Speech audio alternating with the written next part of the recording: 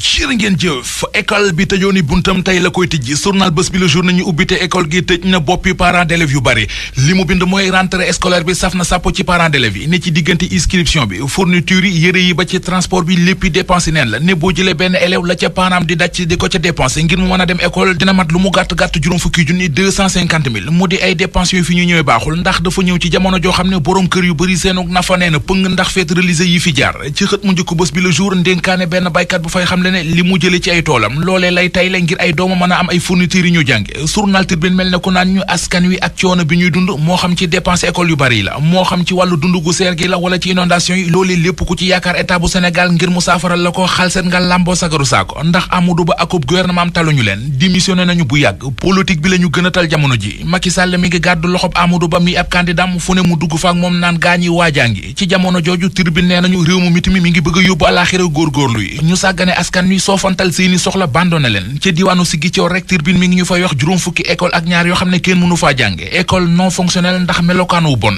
tàllalu ma leen samay loxo ngir ngeen jàppale ma waaye yéenay samay loxo yi ma war a jàppee ay kàddu la yu ñu mën a jàppee ci kàddu yi Amadou Ba yi mu yëkkati keroog samedi ca Palais ba L'Observateur mi ñu ko wax mi ngi ñuy xamal ne président Macky Sall moo convoqué woon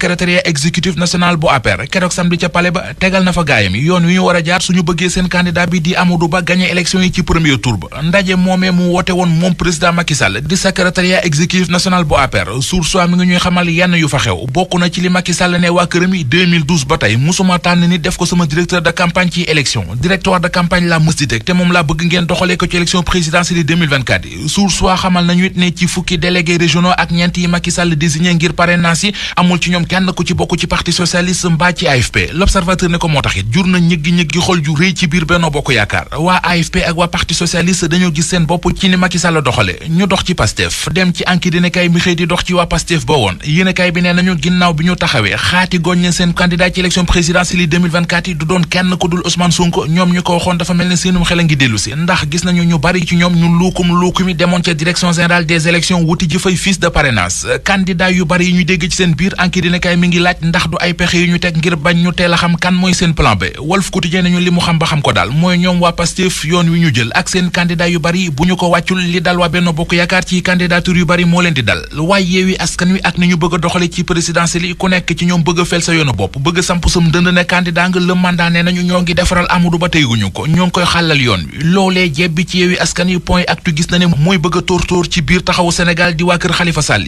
coup de froid moom la journal bi nemmeeku ci diggante Khalifa Ababacar Sall ak Barthélémy Dias ba di ñu wax ne conflit d'agenda mooy li ko waral ku war giléem ba wàcc ko wolof yi ne nañu loo warati dafay gàtt li gudd te jeexagul mooy li sub candidat yi bëgg a bokk ci élection présidentielle 2024 yi ne Soleil national mi ngi ñuy xamal ne tolloogam nañu xaat ci téeméeri candidat ak ñaar fukk ak juróom benn ci yooyu les candidats di Serigne Mboup moom la journal li quotidien xëyee ci xëtamu njëkk Serigne Mboup maire bu Kaolack Serigne Mboup candidat ci élection présidentielle 2024 yi nee na yéeneem mooy doon président de la république bu Sénégal jiite réew mi ndax mën na ko ney jaar-jaaram may na ko mu ne it moom Serigne Mboup li Amadou Ba bëgg moom la bëgg yamu rekk ci jiite maire bi waaye dafay jàngale mi ngi xamle moom Serigne Mboup ne ay élection mënee su ko gañee ci tappale yi ñuy wax ne moo am ci ministère des sports ci xaalis bu fond force Covid 19 bi enquête ba ca waa DIC di division investigation criminelle doon def la ñu ca gis moom la libération xëy di yeggale ci xëtam mu njëkk ci xët mu njëkk L'Observateur xibaara nga fa beneen buy xët xol ubbil yéenekaay bi ci benn terrain nu bu nekk ca Joal fa la ñu gis benn weenu jigéen bu ñu dagg dugal ko ci siwo bàyyi ko fa